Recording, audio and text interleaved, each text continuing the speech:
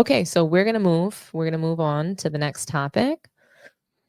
And I'm really excited about this topic just because talking about the Warriors is always exciting. And yeah, I mean, they're they're a dynasty that seems to have been dying. And I'm really actually, no, Sneed. I'm not talking about the Cavs, but I will. I have plans to talk about the Cavs because they are undefeated and they deserve a lot of love. And I suspect we're going to mention them tomorrow on Man Down. So don't worry. We'll have some Cavs content for you, but don't worry if we don't get to it tomorrow in our show, I will definitely be covering them and just their win streak because it is really, really incredible. So shout out to the Cleveland Cavaliers who are doing well.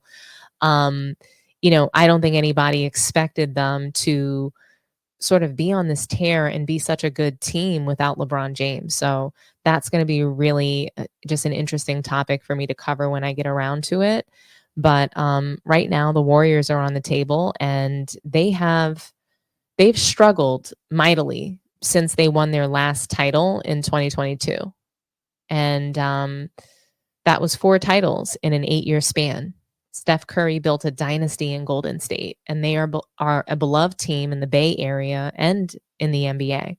Steph Curry is the quintessential sort of like everyday man turned superstar in the NBA with godlike performances in the medal rounds of the Olympics, holds the record for the most three-pointers of all time, and he's beaten LeBron James 3 times in the finals. He also holds the best regular season record with the Warriors for 73-9, although we all know how that year turned out. Pretty bad, right? Pretty pathetic. But 2023, obviously, Jordan Poole gets knocked the fuck out by Draymond Green just for having pool parties, not Diddy parties.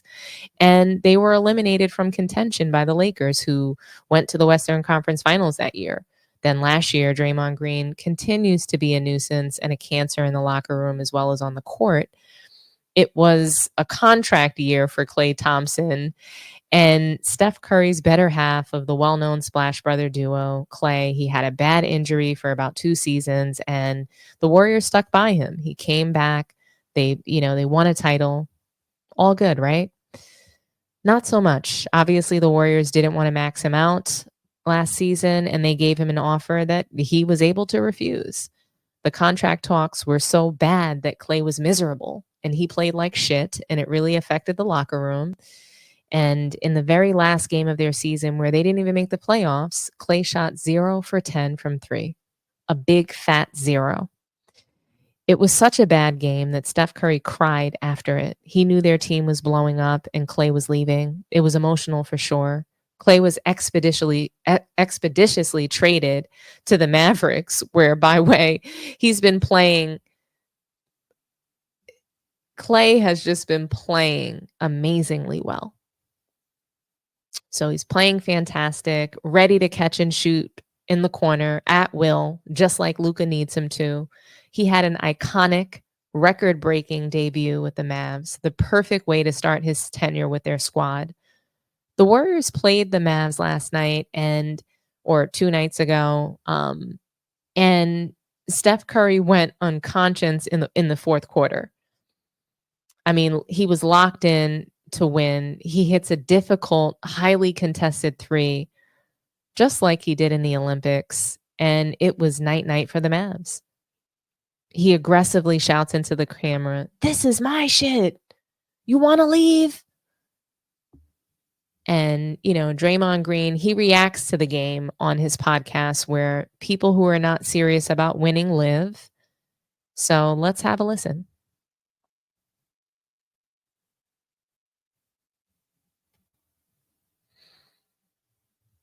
So finally, yesterday morning, I text Steph and I text him like, "Hey, listen here, big dog. I need you to be locked in. Whatever it is that you need to do. If that's watch this tribute video, I said, I'm going to do the same." So by the time Steph come in the game last night, he pissed. As soon as I texted him, he called me right away. So I done tried to stir the pot a little bit, baby. As you should. So I pissed Steph off because Steph was supposed to speak before the game. He like, "Yeah, I called Raymond and told him I'm not speaking." I just need to lock in on the game, so I ain't even speaking. And I talked to Klay about it. Tried to check in with Klay on something else, and Klay ghosted him. So he got pissed. And here we go. Ooh. That's why at the end of the game, that was almost like the Olympic shot. You feel me? The night could not have gone any better. When you talk about NBA script writers, as the people say on Twitter and Instagram. No, that was perfect setup. Klay Thompson played great. Great. Incredible. And they lost. Draymond Green is such a joke. You literally created content for yourself. Do you have no shame at all, Draymond? It's great that the Warriors are the number 2 seed and Steph is playing more physical, handling defense very well, and hitting tough shots. It's even more amazing that he didn't let the love for Klay get in his head and like it get to the point where he couldn't perform. Whoop-de-doo. It was a great moment on the floor. The shot was a dagger in the heart of the Mavericks and Klay as well, because he's no longer a part of their team. He's no longer a part of their fraternity, their brotherhood, or the Splash Brotherhood. Can Steph revive their dynasty? That remains to be seen. I'm curious to hear about what you guys think, and, I'll read some comments, but, it's interesting because I saw Sneed saying that Klay averaged 18 points a game last year versus 15 points a game with the Mavs. And I just think his role is much different. The Warriors move the ball very well. And I think Klay is expected to be a bigger scorer, especially last year. I mean, how could he not be expected to score more points when he was able to drop 41 points at will the season prior? Coming back out of injury, he was balling. And not only that, but Draymond Green is not a scorer. I think he averaged like 2 points last season. He sucks. And look, 2 points I know is a wild exaggeration, but there were plenty of games where he didn't score at all. So when you have someone who used to be averaging, anywhere from 10 to 20 points a game to averaging under that, Klay's role is going to have to be a little bit larger. And the contribution needs to be bigger on a team like the Warriors, at least with the team that they had last year. But with the Mavericks, Klay Thompson, he is just expected to catch the ball and shoot. And I know that he was supposed to catch the ball and shoot with the Warriors as well, but I don't even think he's really expected to defend. Like, Klay has a different role on this team with the Mavs. They're looking for him to catch the ball and shoot. They are looking for him to just sort of space the floor. Kyrie Irving and Luka Doncic, they are there to be the scorers. Klay is not expected to be a splash brother on this team. So I'm good with the 15 points. So, yeah. And I agree with you, Sneed. We can't take Draymond Green seriously at all, right? But he's a starter on their team.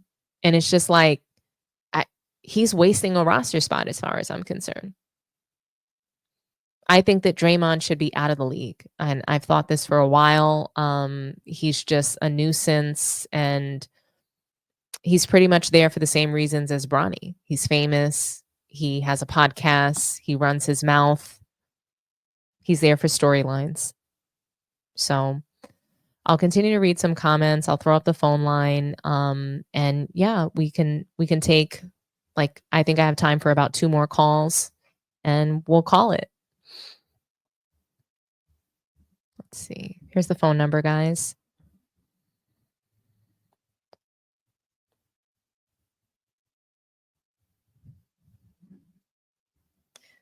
We already have our first caller. T-Bert, talk to me nice. So sorry I didn't have you connected, but yeah, I'm good. What do you think? Do you think that the Warriors are better without Klay? Are the Warriors better without Klay? That's a good question, but it's all about personnel adjustments. With the team that they had put together last year, Klay didn't make a strong case for itself, right? And the team just wasn't all that great. But when they got rid of Klay, And the additions that they did get, mainly Buddy Hield, they're a younger team. They're a better defensive team. So right now, I think their trade is really not. They're better with or without him. I think both teams made out good. I think the Warriors made out good. They got what they needed, right? They got younger. They got another, little splash brother, Junior.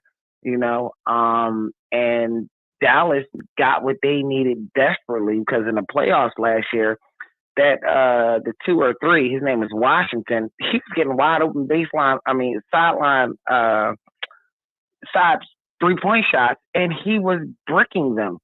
You flip that script now. You got Klay in that position. Klay's going to knock those down, hands down. So I think both teams got better. They're both better with their acquisitions. That's my take on that. I agree. I agree. I was wrong about this trade. So I thought that Klay was going to go to the Mavs and continue to shoot bricks. That's what I thought. He seemed too emotional about not being with the Warriors anymore and the fact that he was not getting that contract that he wanted. So I didn't expect him to come out and play well. I didn't. Shooting 0 for 10 when you're a great shooter and just like not playing well all the entire last season. I thought he was done. So, I didn't think he was going to be done. I'm glad to see him doing well. I was wrong, and I'm happy to say that I was because I never want to see someone of his talent and stature go down the way that I thought he might. Yeah, I've seen great shooters in the past go through slumps like that. And that didn't look like a slump though. That was an entire season. To me, a slump is like, a period of games in a season. That's a shooting slump. But a whole season of playing like shit because you're not getting the contract that you want I found it to be, I was disappointed in him. Yeah, you know what? When he was going to Dallas, I knew he was going to be okay because 2 things that I know about basketball. Shooters shoot, and that's what they're going to do. And I knew he was going to be a shooter and shoot. And Klay, he got that dog in him where, he got a point to prove now. So I seen that dog come out plenty of times. I remember he went at it with Booker, because Booker was challenging him as the best light skinned two small forward or 2 guard.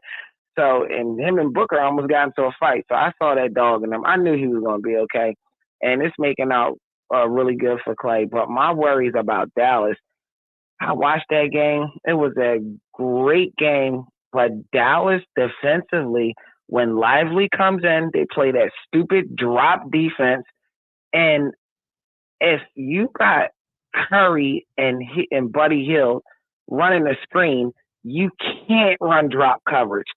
Like, you just can't do it. And Luka Doncic, he is an absolute disaster on defense. I saw this one play in the 4th quarter where he got spun around. He did 2 360s because he didn't know where his man at and where the ball was coming from, where the cut was coming from. He's a disaster on defense.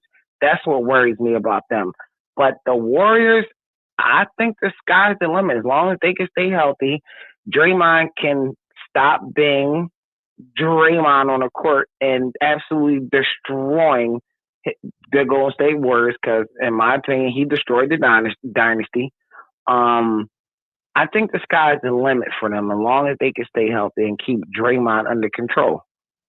There's just never any telling with Draymond Green. I think that he cost them the title in 2016. I think he cost them their 2023 season where they had a chance to repeat potentially, I just think that I hope that they can get off of Draymond Green. I want him out. I'm tired of him. Dom, I'm with you, but that window has closed because Golden State had a chance, right? They had to choose between Draymond and KD. Mm-hmm. That team was a dynasty with or without Draymond when they got Klay, KD, and Steph. They chose Draymond, right? That gave when they chose Draymond over KD, it gave Draymond the ultimate green light to act like a goofy on the court and be the ultimate disruptor on the court at all times. So yeah, I would like to see him gone too, but that's not wishful thinking. They just gave him a big contract. They gave him his money. He destroyed the dynasty because it was a dynasty with KD. And then they had Poole. He messed that up. He absolutely obliterated another. They probably could have four-peated when they had KD. But it's done. So that window is done with trading Draymond. Draymond will be there through Steph Curry's duration because Steph Curry is going to ride for him.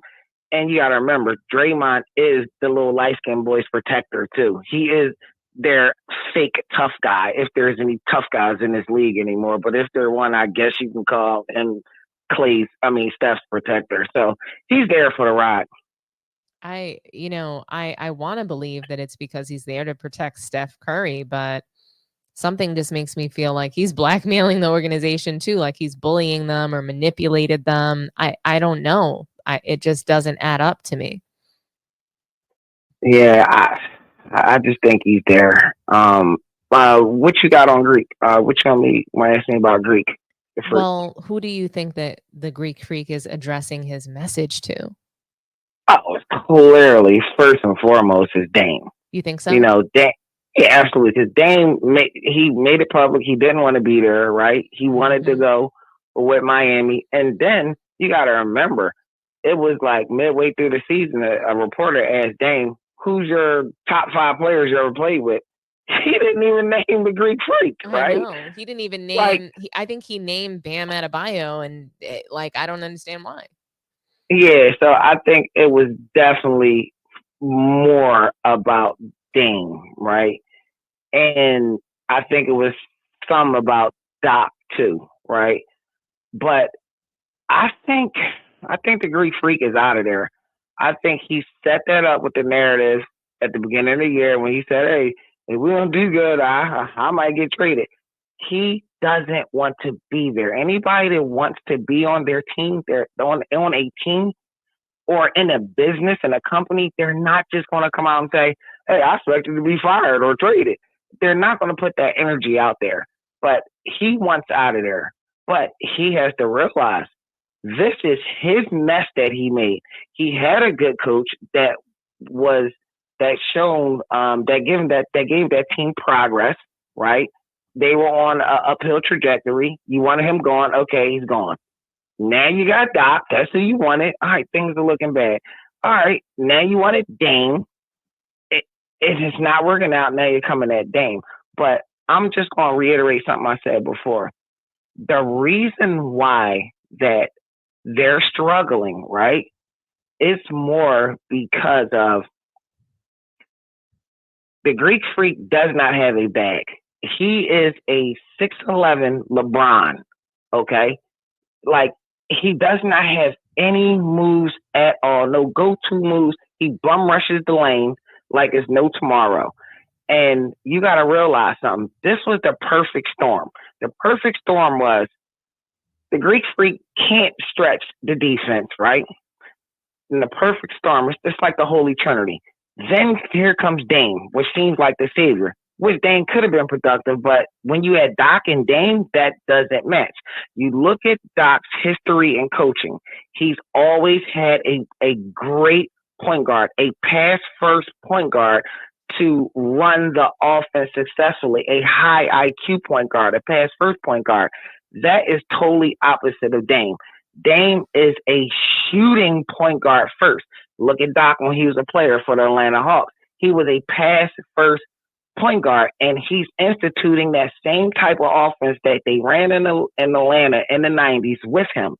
So when you have a shoot-first point guard, it's not going to go well. Your point guard is not going to mix with Doc's system, right? Doc can't make adjustments because he's too old school, and he refused to acquiesce to the new style of basketball, okay?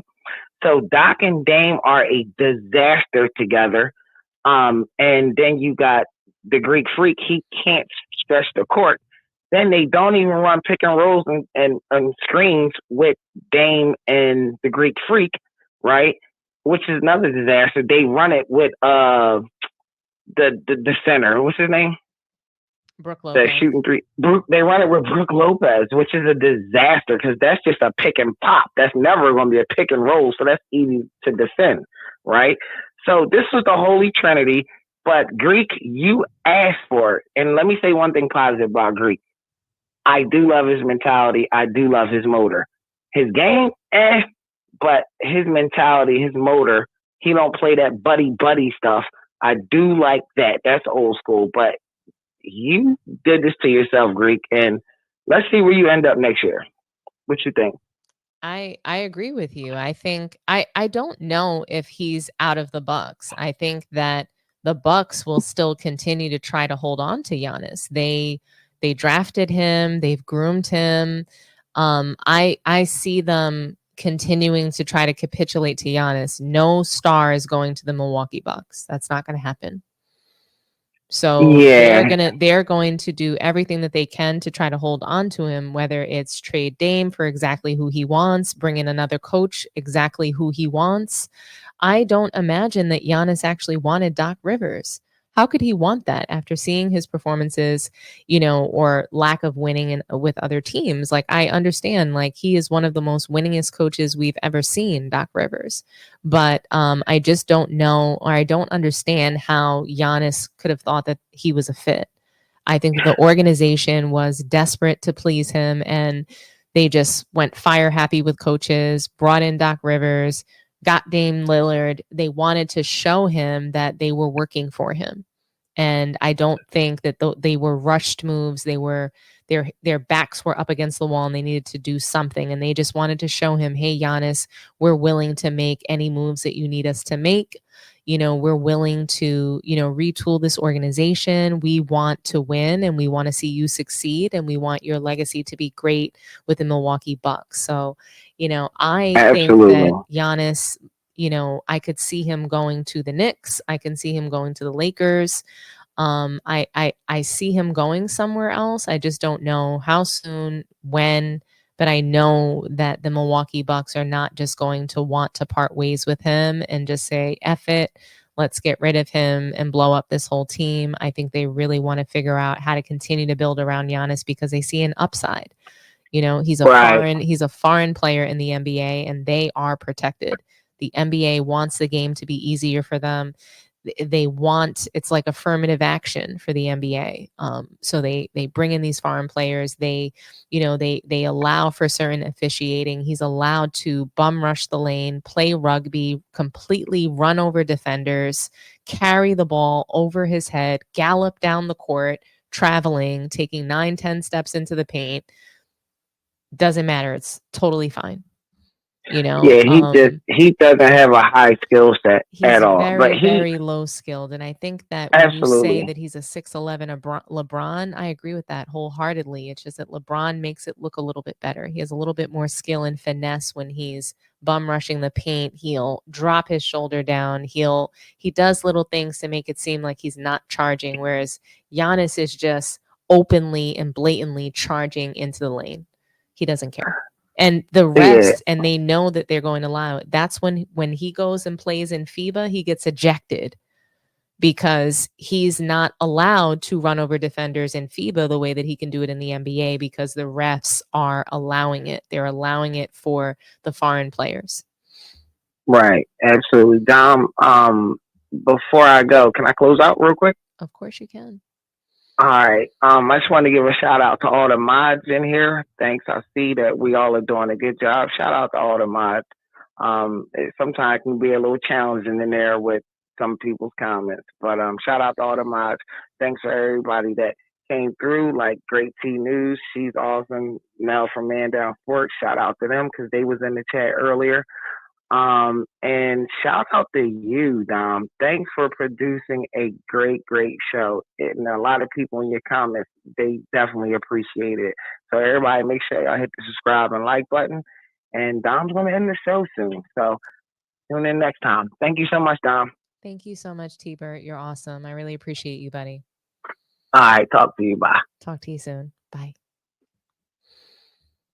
Yeah, guys. I mean, I You guys have been awesome tonight. I really, like I said, it was really great to come back and have a really great audience with great comments. Please do me a favor, like the show, subscribe to the channel if you haven't done so already. Okay. It looks like we have 162 people in here right now. Okay. How many people do we have watching? So let's see. We have 162 people watching. How many people do we have liking? We're at, let's see, we're at 137 likes. That's really great. Thank you so much, guys. Honestly, amazing. Really appreciate you guys. Like I said, like the video, subscribe to the channel, and I will see you guys tomorrow at 4:30. We're going to be streaming on Man Down. I'll be streaming the show to my channel as well. So thank you so much, everyone. T-Bert, I see some new people in here. Daily Fix, SJ Fish, nice to see you again. The Demonant, Stand Up. No, I'm not talking about Mike Tyson or Jake Paul tonight. I know that they're trending. I do find it to be, I find them to be totally ridiculous. I think that it's an embarrassment to the sport that Mike Tyson and Jake Paul are going to fight. Mike Tyson is 1,000,000 years old. He deserves to, you know, I just really believe as a legend in the sport that he deserves to stay as a legend and to, for us to remember him as such, not to remember this kind of spectacle. I don't agree with it. I don't support it at all. When Floyd Mayweather was doing this as well, I did not respect it. I want to see real sport. I want to see real fights. I don't want to see this kind of nonsense. So, yeah, I don't really have too much to say about that fight. But thank you guys so much for joining me. Good night. Get some rest. For anybody who joined from Guam and the Philippines, thank you so much for watching. If it's early for you, if it's late for you, have a good night and a good morning. And thank you so much for watching. Bye-bye.